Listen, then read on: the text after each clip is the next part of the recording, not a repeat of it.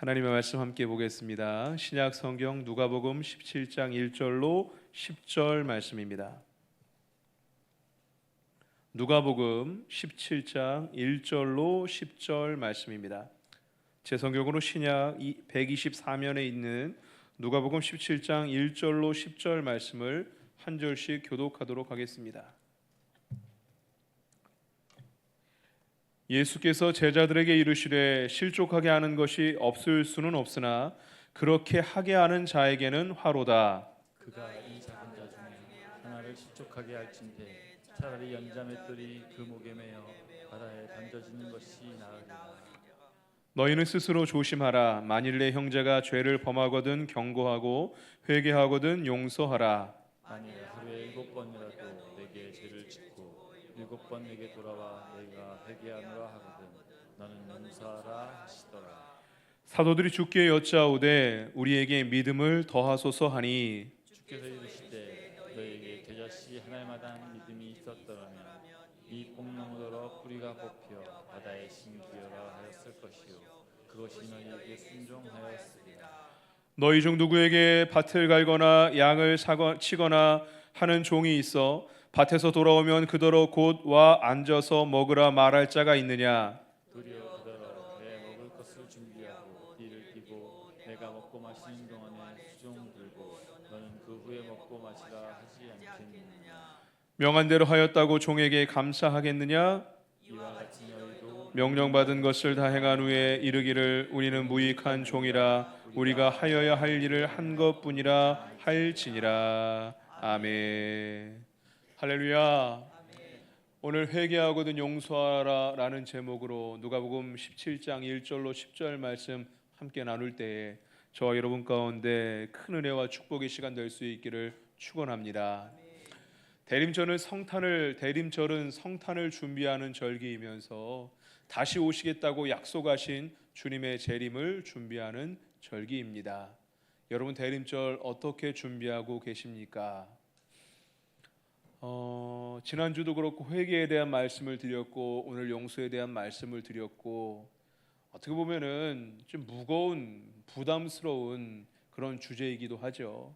하지만 대림이 바로 그런 준비를 하는 절기입니다. 하나님 앞에 우리 마음을 내어드리고 거룩하고 경건하게 준비하는 그런 절기인데 오늘 말씀을 통하여 이 예배를 통하여 성탄을 잘 준비하는 대림절의 의미처럼 준비되어질 수 있는 저와 여러분 될 수 있기를 축복합니다. 1절 말씀을 같이 읽어보겠습니다. 읽겠습니다. 예수께서 제자들에게 이르시되 실족하게 하는 것이 없을 수 없으나 그렇게 하게 하는 자에게는 화로다. 여기 실족하게 하는 것이라는 표현은요 헬라 원어로 스칸달라라는 단어가 사용되었는데요 이것은 걸려 넘어지다, 덫에 빠지다라는 그런 의미입니다. 실족하게 하는 것이 없을 수 없다라는 것은 우리가 살다 보면은 덫에 걸리고 걸려 넘어지고 빠지고 하는 일이 없을 수 없다라는 거예요.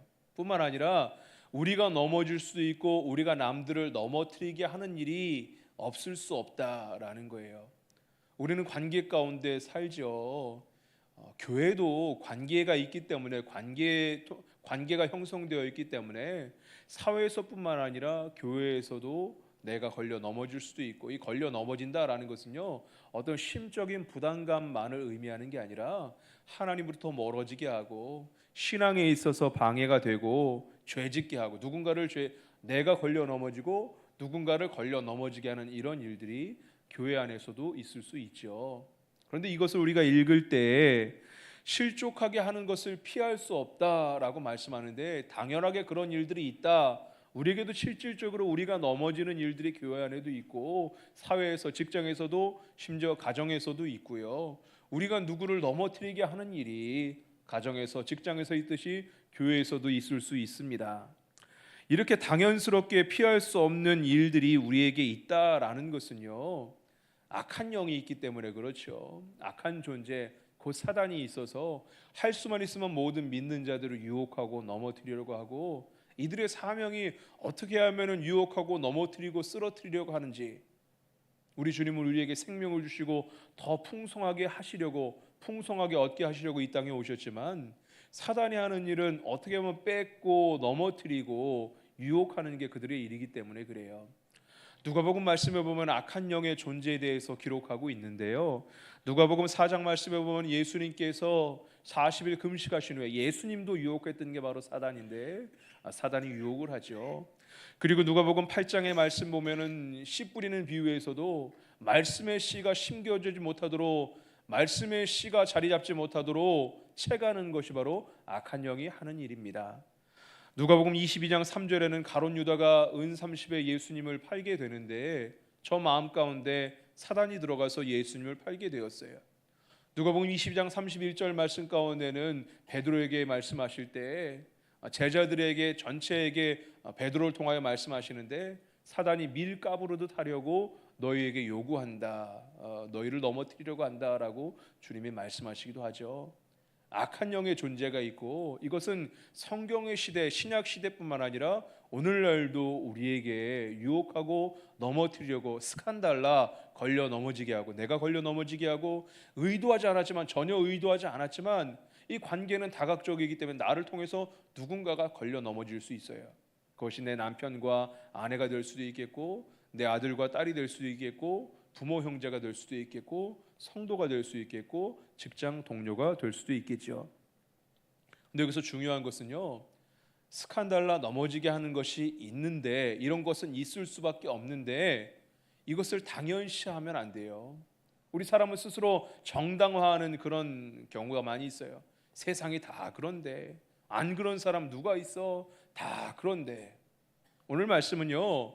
넘어지게 하는 것, 걸려 넘어지게 하는 것, 우리를 넘어뜨리게 하는 터치 스칸달라가 존재하지만 이것은 늘 있어서 우리를 넘어지는 게 어찌 보면 당연하지만 그럼에도 불구하고 넘어지지 말아라, 유혹되지 말아라, 덫에 걸리지 말아라 라고 주님께서 당부의 말씀을 주시고 있습니다. 2절 말씀을 함께 읽어볼까요? 그가 이 작은 자 중에 하나를 실족하게 할진대 차라리 연자 맷돌이 그 목에 매여 바다에 던져지는 것이 나으리라. 실족하게 하는 자에게 있어서는 이런 처벌의 심판이 뒤따른다라는 거예요. 근데 이 말씀은요, 물론 걸려 넘어지게 하는 자에 대한 심판의 메시지를 주시는 것이기도 하지만 이 말씀은 미리 주시는 경고의 말씀이에요.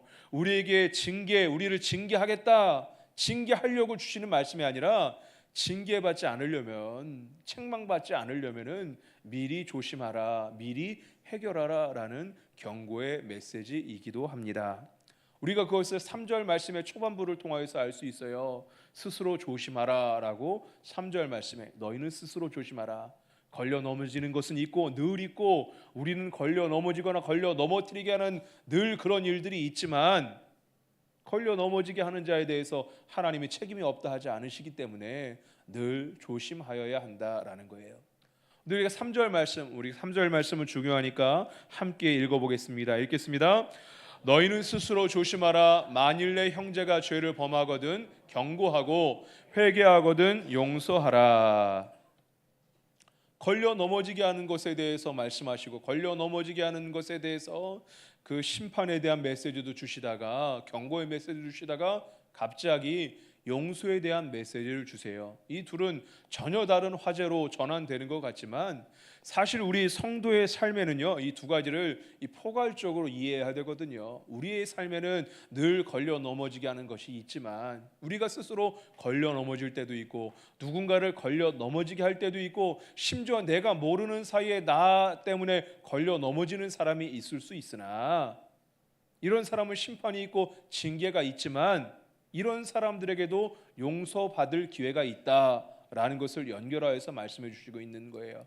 이들도 용서받을 수 있다라는 말씀이죠. 회개하며 용서하라라는 것은요, 감정적으로 용서할 마음이 되면 용서하라라는 게 아니라 감정적으로 무언가 누그러지면 용서하는 게 아니라 주님의 명령이기 때문에 의지적으로 결정하고 결단하여서 용서하는 작업들을 하라라는 주님의 명령입니다. 4절 말씀에 하루에 7번이라도 죄를 짓고 7번이라도 용서를 구하면 용서하라. 3절 말씀을 해석해서 4절 말씀을 말씀하고 있죠. 그러나 7번이라는 단어를요, 숫자적으로 계산적으로만 접근하면 안 돼요. 성경에 7이라는 숫자는 완전 숫자인데 이거는 한계가 없음을 의미하는 거예요. 7번이라도.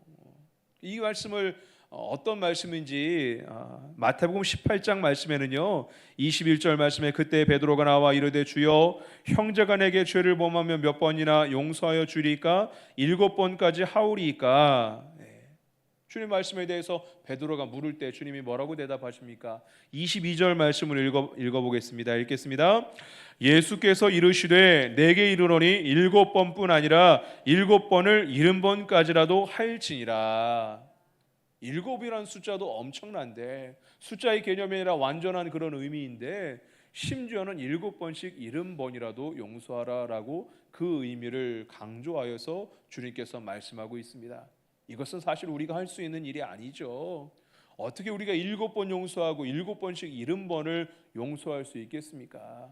이것은 그만큼 용서가 어렵다는 말씀이기도 하지만 하나님의 은혜로 하나님의 성품으로 이 문제를 해결해내라라는 주님의 당부의 말씀이기도 합니다. 여러분, 성령의 열매는 성품의 열매거든요. 우리에게는 원래 그런 성품이 없지만 성령 안에서 우리 성품이 새로워지고 하나님의 성품이 우리 안에 임하게 되고 부음받게 되고 인격이 변화되고 남이 잘못했어도 내가 용서해 줄 수 있는 하나님의 성품으로 말미암아 문제를 해결할 수 있는 저와 여러분 될 수 있기를 원합니다. 에베소서 4장 32절 말씀엔 이렇게까지 말씀합니다. 사도 바울을 통하여 말씀하실 때 서로 친절하게 하며 불쌍히 여기며 서로 용서하기를 하나님이 그리스도 안에서 너희를 용서하심 같이 하라. 하나님이 예수 그리스도를 통하여 우리를 용서하신 것 같이 심지어는 그렇게까지 용서하라. 하나님의 마음으로 하나님의 성품으로 용서하라라고 말씀하고 있죠. 오늘 3절 말씀에 회개하면 용서하라. 7번까지도 회개하면 용서하라라고 말씀하시는데 그 앞에 붙은 구절이 있습니다. 3절 말씀, 오늘 본문 3절 말씀에 너희는 스스로 조심하고 만일 내 형제가 죄를 범하거든 경고하고 회개하거든 용서하라. 성경 번역에 따라서 내 형제가 죄를 범하거든 책망하고라고 번역되어 있는 그런 성경도 있어요. 책망하고 회개하거든 용서하라. 이 책망이란 단어를 잘못 이해하면 안 돼요. 꾸짖고 정죄하고 그런 의미가 아니에요. 이 경고하다라고 책망하다라는 그런 의미는요.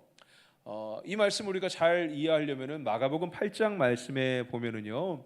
가이사랴 빌립보에서 베드로가 예수님 앞에 신앙 고백을 하죠. 사람들이 나를 누구라 하느냐 제자들에게 물으시고 그렇다면 너희는 나를 누구라 하느냐 물으실 때 베드로가 주는 그리스도시요 살아계신 하나님의 아들입니다. 놀라운 신앙 고백을 하고 칭찬을 받죠. 그러나 바로 그 뒤이어서 예수님께서 고난과 십자가 고난과 부활에 대해서 말씀하실 때 그것이 임하지 못하게 내가 막겠습니다 라고 이야기할 때 그냥 얘기한 게 아니라 마가복음 8장 말씀은 항변하여라는 단어가 쓰여 있는데 이 항변하다라는 단어는 예수님께서 그 베드로를 꾸짖다, 책망하다라는 단어가 쓰여 있는데 사실은 똑같은 단어예요.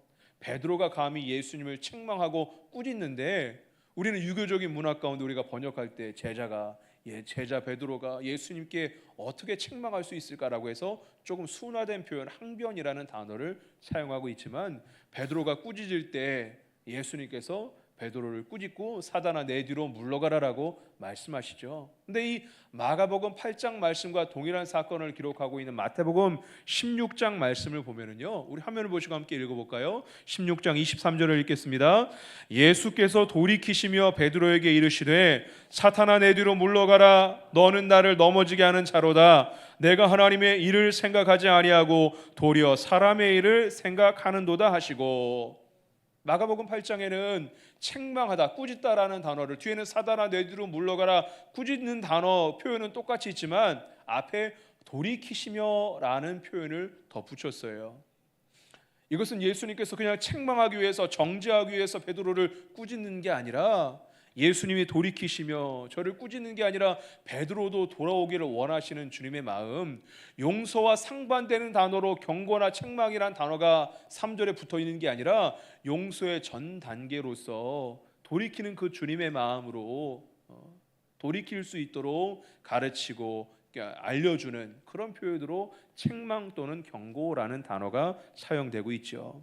이런 말씀을 듣고 제자들이 예수님께 믿음을 구합니다. 4절 말씀에 믿음을 구할 때 예수님께서 겨자씨와 뽕나무에 대한 비유의 말씀으로 믿음에 대해서 설명을 하시죠. 6절 말씀을 함께 읽어보겠습니다. 읽겠습니다.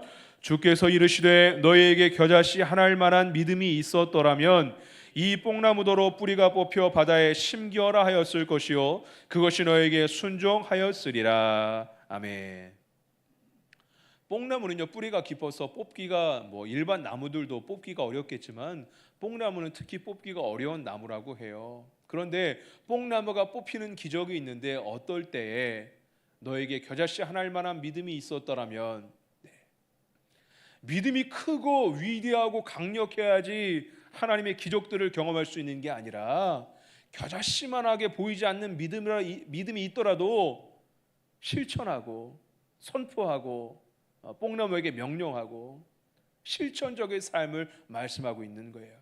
사랑하는 성도 여러분, 믿음이 크고 작는 차이가 있을 수 있으나 하나님의 능력은 어디서 나타나냐면요, 믿음이 크고 작고보다 믿음을 가지고 얼만큼 실천하는지, 얼마나 말씀대로 사는지, 얼마나 믿음으로 순종하는지에 따라서 하나님의 능력이 드러납니다.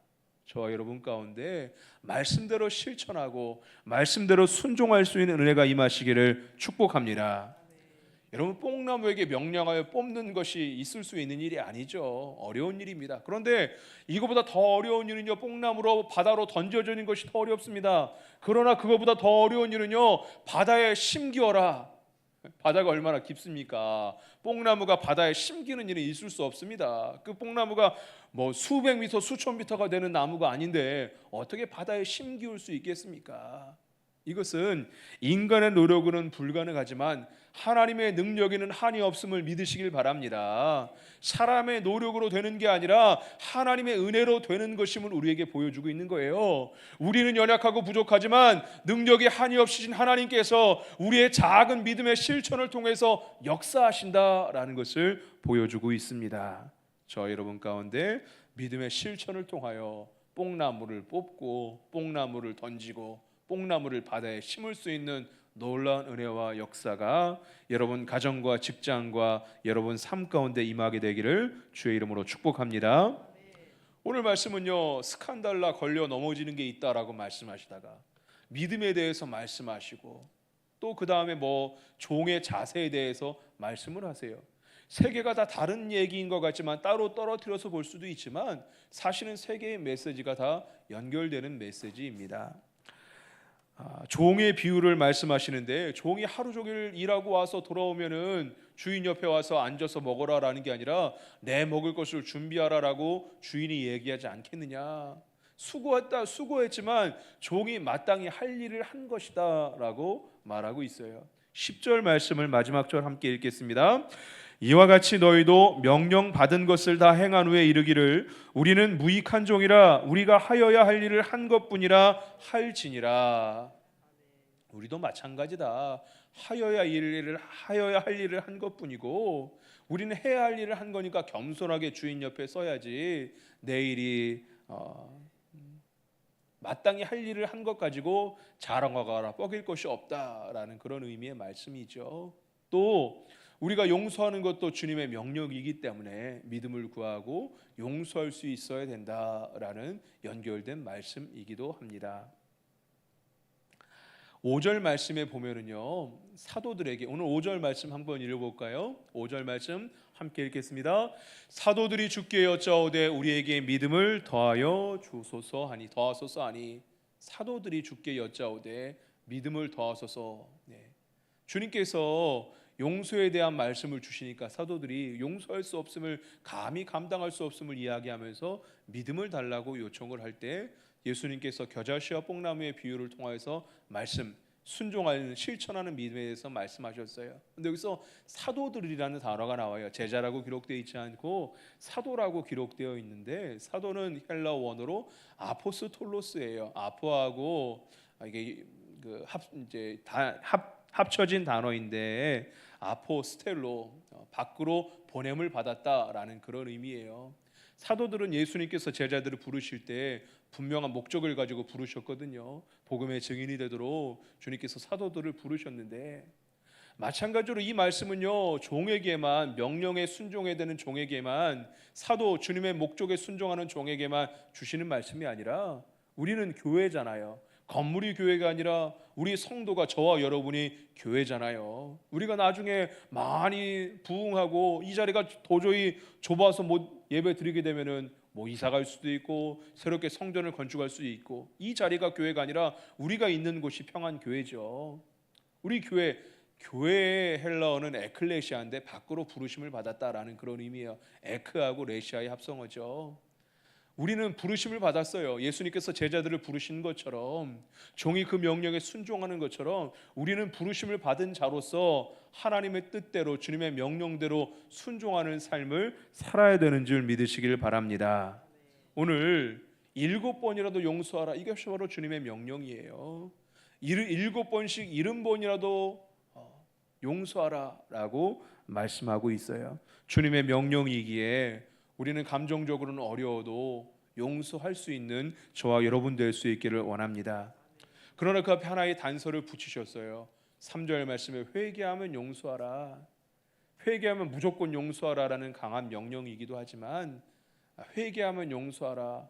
회개하지 않는 사람, 그 용서하지 못하는 모든 책임을 다 네가 짊어질 필요는 없다라는 말씀이기도, 우리의 상황을 감안하는 그런 말씀이기도 해요.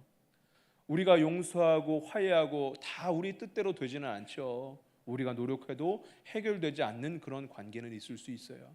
모든 책임감을 짊어지고 무거운 돌에 눌린 것처럼 억눌려 생활하지 마시고, 회개하면 용서하라. 용서할 수 있도록 주님의 명령이니까, 우리에게 주시는 명령이니까 용서하시고, 내가 걸려 넘어진 일이 있나, 내가 누군가를 걸려 넘어지게 하는 일이 있나, 이것은 늘 있는 일이고 교회 내에서도 늘 있는 일, 관계 가운데 있다면 늘 있는 일인데, 우리가 넘어지게 하는 일이 있다면 회개할 수 있기를 원하고요.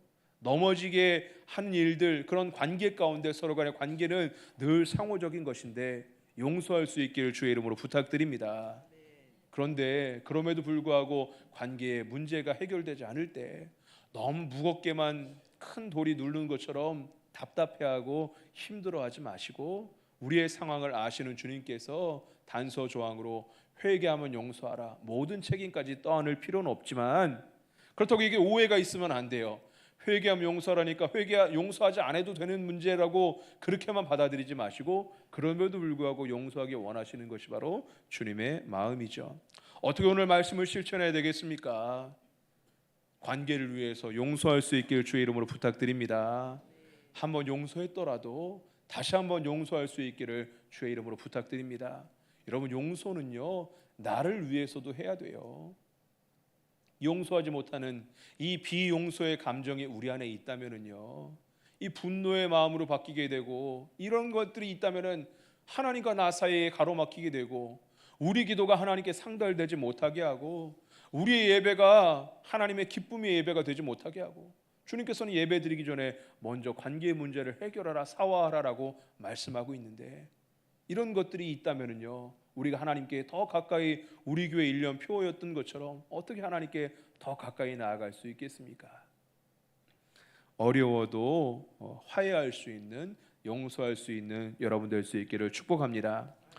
코리 텐붐이라는 여자가 있었어요. 주는 나의 피난처라는 책이 있는데, 그 책뿐만 아니라 여러 책이 있었어요.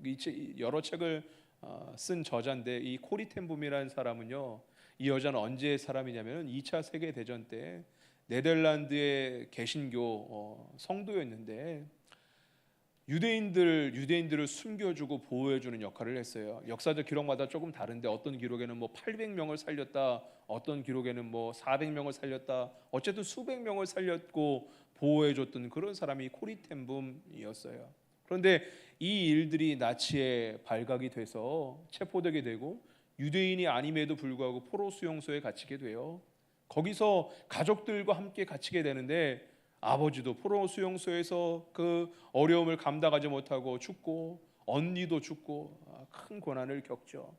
이 일이 있은 다음에 이 코리 텐붐이 2차 세계대전이 다 끝난 다음에 홀로코스트에서 생존하여서 어떤 회복의 어떤 증거로, 용서와 화해의 그런 입지전적인 인물로 사람들에게 입에 오르내리게 됐는데 이 사람이 언젠가는 교회에서 예배드리고 있는데 모르는 남자가 와서 나를 용서해 주세요라고 말을 하는 거예요.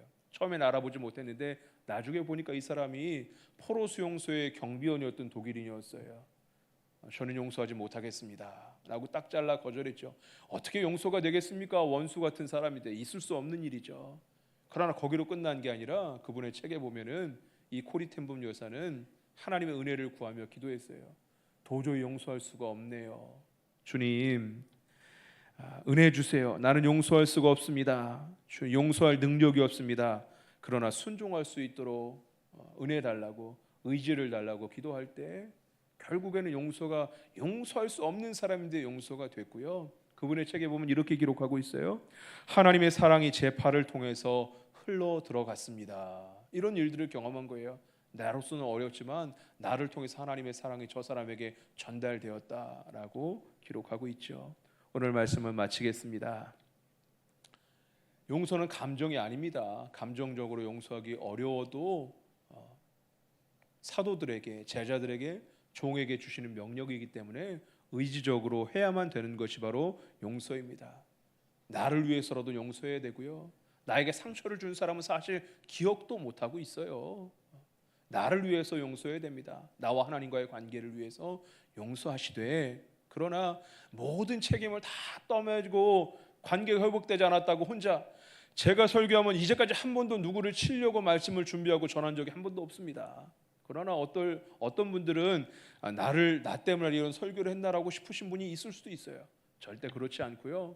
오히려 설교하면은 은혜가 깊은 분은 제가 말씀을 듣고 회개했습니다 이런 분이 있고, 오히려 어떤 분은 전혀 의식도 못하고 생각지도 못하는 분이 있을 수도 있고요.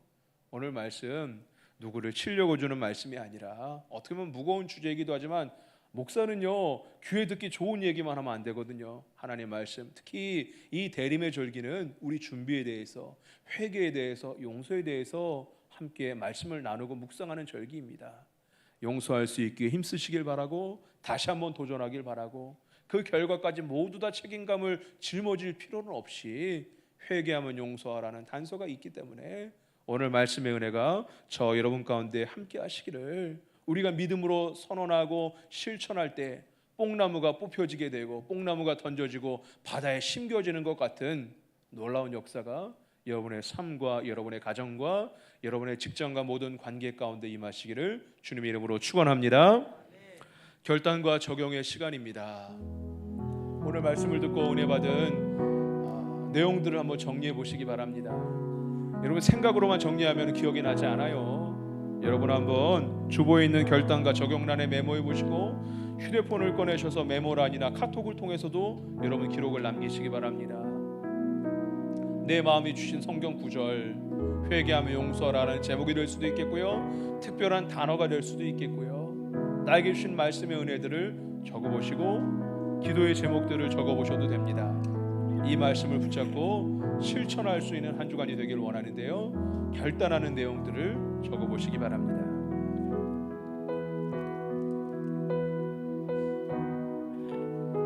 우리를 걸려 넘어지게 하는 것들이 있어요. 우리가 누군가를 걸려 넘어지게 하는 일들도 있어요. 우리가 아는 것도 있고 부지불식간에 일어나서 우리가 모르는 것들이 있어요. 예수님께서도 스칸달라 걸려 넘어지는 것들이 늘 있다라고 말씀하셨어요. 그 배후에는 악한 영 사단이 있기 때문에, 관계를 통하여 우리를 공격하기 때문에 늘 그런 일들이 있어요.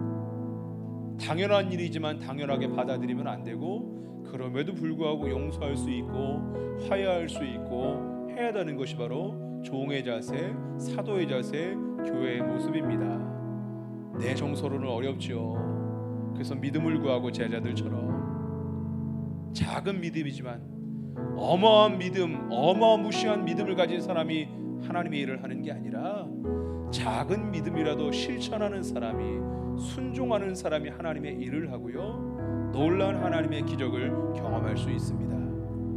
내 마음속에 있는 뽕나무가 뽑히게 하시고 던져지게 하시고 바다에 심겨지는 그런 일들, 믿음의 역사, 7번 용서하는, 7번씩 70번이라도 용서할 수 있는 하나님의 성품을 우리 우리 마음에 부어 주옵소서. 우리 그런 마음으로 기도의 제목들을 적어보시기 바랍니다. 특별히 오늘 말씀을 통해서 오해가 없었으면 좋겠어요. 마음에 너무 무겁게만 받아들이지 마시고 너무 내 책임인 것 같이 너무 착한 분들이 있잖아요. 내 뜻대로 모든 결과가 다 해결되진 않아요. 그래서 주님께서도 그것을 감안해서 회개하면 용서하라, 한 번 더 용서해보지만 문제가 해결되지 않을 수도 있는데 그런 것까지 다 짊어지려고 하지 마시고 결과에 두려워하지 말고 작은 믿음으로 실천할 수 있게 원합니다. 그런 마음으로 결단하시기 바랍니다.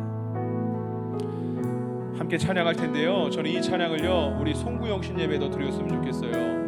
미리 이 찬양을 준비하고 있었는데 이번 수요 예배 때 감리사님도 이 찬양을 하시더라고요. 선한 능력으로 안으시고 그 크신 팔로 날 붙드시네. 함께 찬양하고 기도하겠습니다.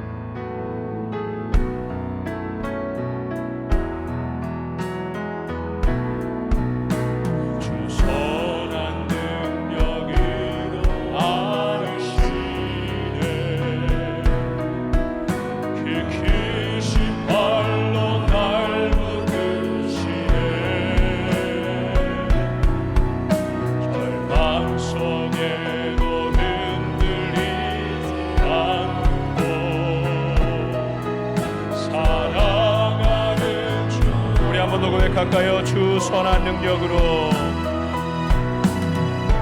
주 선한 능력으로 안으시네.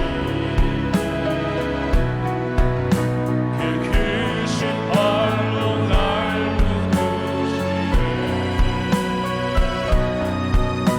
절망 속에도 흔들리지 않고 사랑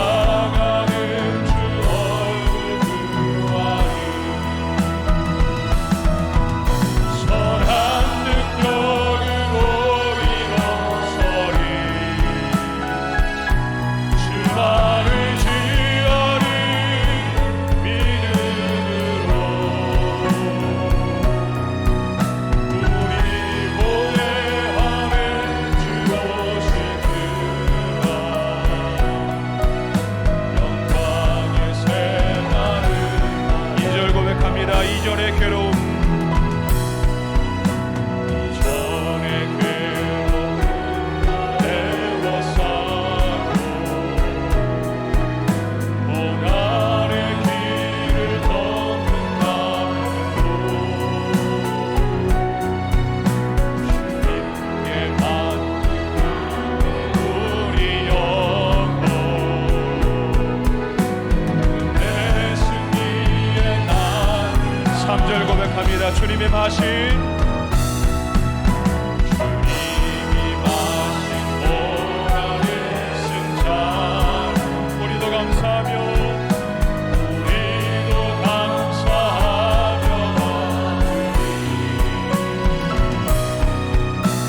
주님의 나무 세워가며 예수와 복음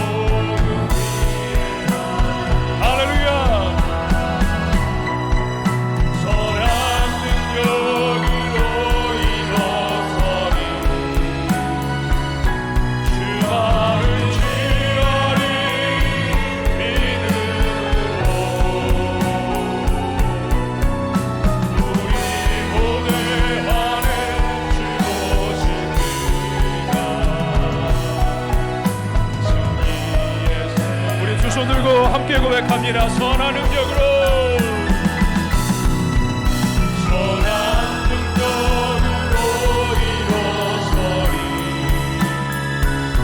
주 나를 지라리 믿음으로 우리 모두 안에 주오십니다. 성령의 새날을 선한 능력으로 마지막 한번 더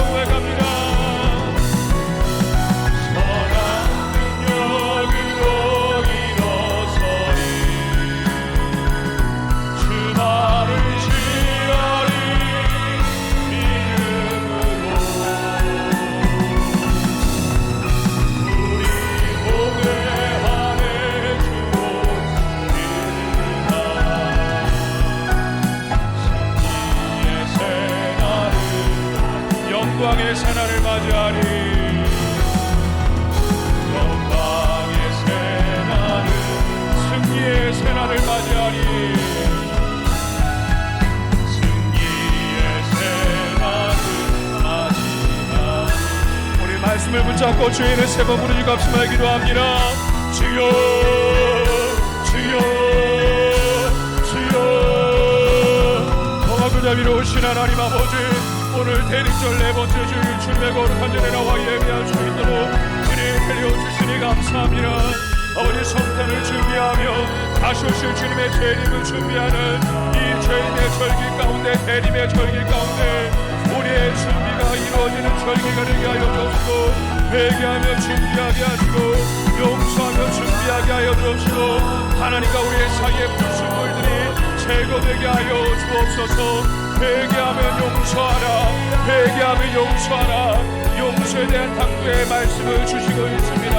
하나님이여, 하나님이여, 우리가 넘어지는 일들이 있을 수 있고 누구를 넘어뜨리는 일들이 있을 수 있습니다. 우리가 반대이기 때문에 가정에도 그런 일이 있고 직장에도 그런 일이 있고 심지어 교회에서도 넘어지는 일이, 넘어뜨리는 일이 있을 수 있습니다. 이것은 당연하게 있을 수 있는 일이지만 그런 책임이 우리 안에 있으므로 우리가 책망받기 전에 용서하게 하시고 회개하게 하여 주옵시고, 관계가 회복되게 하여 주옵소서. 믿음의 큰 사람, 아버지께서는 믿음의 엄청난 사람만 이런 일을 하는 게 아니라 겨자씨만한 작은 믿음이 있더라도 실천할 때, 순종할 때, 행동할 때 이런 일들이 일어날 수 있음을 말씀하고 있습니다. 이번 한 주간 동안에 믿음으로 순종하게 하시고 실천하게 하여 주옵시고, 주님의 보혈로, 주님의 보혈로 덮어주시옵소서. 뽕나무에게 명령하고 뽕나무가 던져지고 바다에 심겨지는 역사가, 놀란 하나님의 기적이 우리의 삶에 드러나게 하여 주옵시고, 내 은혜로, 내 힘으로, 내 능력으로는 어려워도 하나님의 능력과 하나님의 은혜로, 하나님의 성품으로 감당할 수 있도록 역사하여 주옵소서. 선한 능력으로, 선한 능력으로 나를 지하리. 믿음으로 우리 고개하네 좋으시구나. 영광의 새. 우리 마지막 한 번 더 다 같이 고백합니다. 선한 능력으로,